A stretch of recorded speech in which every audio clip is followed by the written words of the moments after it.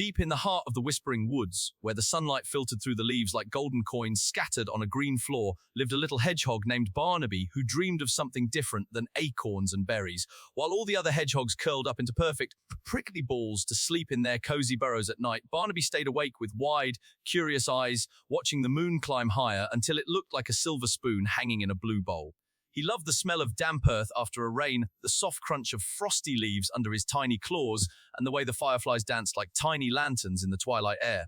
Barnaby felt a strange ache in his tummy that wasn't from hunger, but from a longing to share something sweet with everyone in the forest, so he gathered the very best wild apples, plump and red as rubies, and found a hollow log that was warm and dry inside. With gentle paws, he lined the floor of his new little shop with soft moss and polished the wooden counter until it shone like a river stone, preparing his bakery with a heart full of hope and a mind full of wonderful ideas for treats that smelled like home and safety. One crisp morning, the air smelled of pine needles and wood smoke, and Barnaby rolled out a small dough that he had mixed with honey from the beehive and a pinch of cinnamon that he found near the old oak tree. He used his nose to sniff the perfect spot to place the cinnamon, making sure the scent drifted everywhere to wake up the sleepy squirrels and the gentle deer who wandered through the trees. "Good morning, Barnaby," chirped a blue jay landing on a branch above, his feathers bright and clean against the grey sky.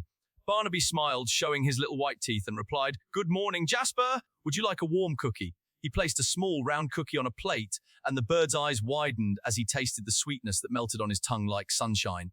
But just as Barnaby was packing up his first tray, a sudden gust of wind blew through the trees, scattering leaves and making the air feel chilly and uncertain, causing Barnaby to worry if anyone would want his baking on such a windy day. By noon, the sun was warm on his nose, and the smell of fresh bread filled the air, turning the whole clearing into a place that felt like a hug from the earth itself.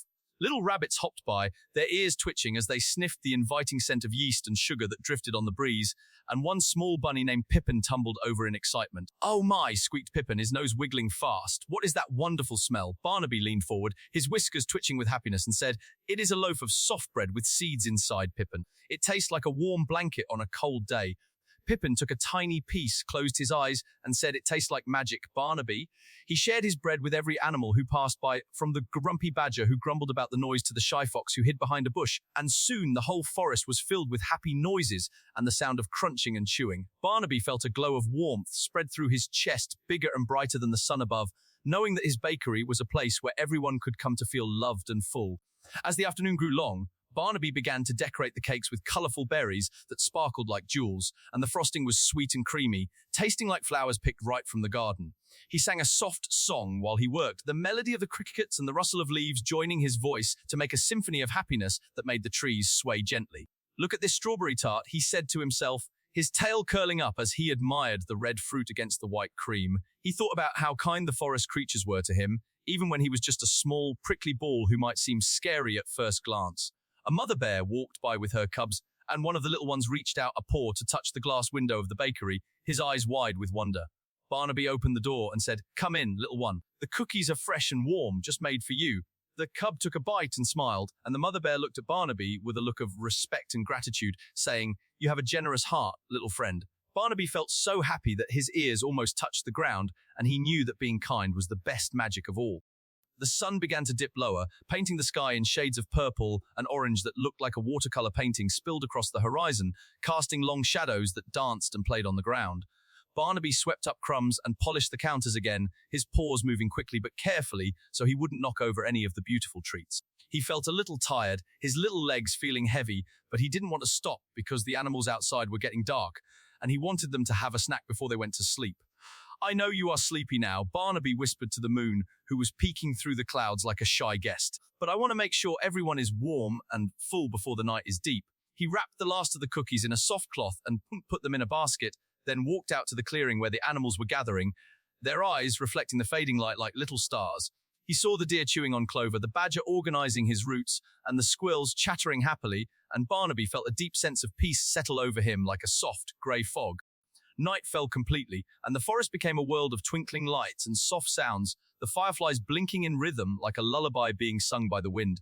Barnaby turned off the lantern in his shop, the flame flickering one last time before going out, leaving the place quiet and still like a sleeping bear. He walked back to his home, his little feet padding softly on the leaves, feeling the cool air on his skin and the warmth of the day still in his heart. He curled up in his burrow, the same one he had prepared with care, and listened to the rustling of leaves and the hooting of owls that sounded like gentle lullabies.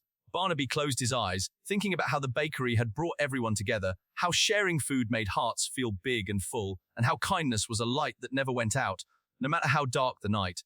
He dreamed of a world where everyone shared their bread and berries, where no one ever felt lonely or hungry, and where the smell of sweet cinnamon filled every corner of the universe. In his dream, Barnaby saw himself baking in a giant kitchen made of clouds, rolling out dough that sparkled with stardust and decorating cakes with rainbows and butterflies. The other animals from the forest were there too, the badger helping to mix the batter, the fox guarding the door, and the birds singing songs that turned into music. They all laughed and played, and the bakery was so big that it stretched from one side of the sky to the other, filled with laughter and the sound of happy chewing.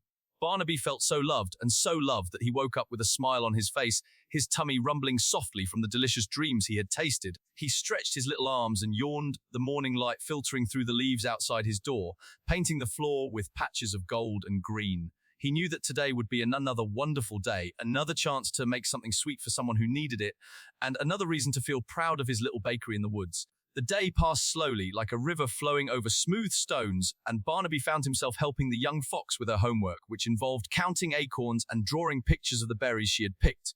1, 2, 3, the fox counted, her tail wagging as she solved the math problem. 4, 5, 6, Barnaby added, pointing to the acorns, and we can make a cake with 6 berries. The fox cheered, and they both laughed as they imagined the cake, the smell of it filling the air with happiness and joy. Barnaby realized that his bakery wasn't just about food, but about bringing people together, about making friends and sharing stories over a plate of cookies. He felt a deep sense of purpose in his chest, a feeling that said, "You are needed, you are loved, and you are enough." The forest seemed to hum with this feeling, the trees swaying in agreement, the birds singing praises to the kindness that Barnaby had spread. As the sun set again, Barnaby closed the bakery for the night, locking the door with a click that sounded like a happy promise. He walked home through the quiet woods, the moon high above, and the stars twinkling like diamonds in a black velvet box. He thought about all the friends he had made, the smiles he had given, and the warmth he had shared with every creature in the forest. Barnaby felt grateful for his little shop and for the love that surrounded him, a love that was stronger than any wind or storm. He curled up in his bed, the same soft moss that he had prepared, and listened to the gentle sounds of the night, the hooting of owls and the chirping of crickets that sounded like a lullaby just for him. He closed his eyes, ready to sleep in the safety of his home, knowing that tomorrow would bring more baking, more friends, and more reasons to be happy. And now it's time for you to close your eyes too. Good night, little one. Sweet dreams.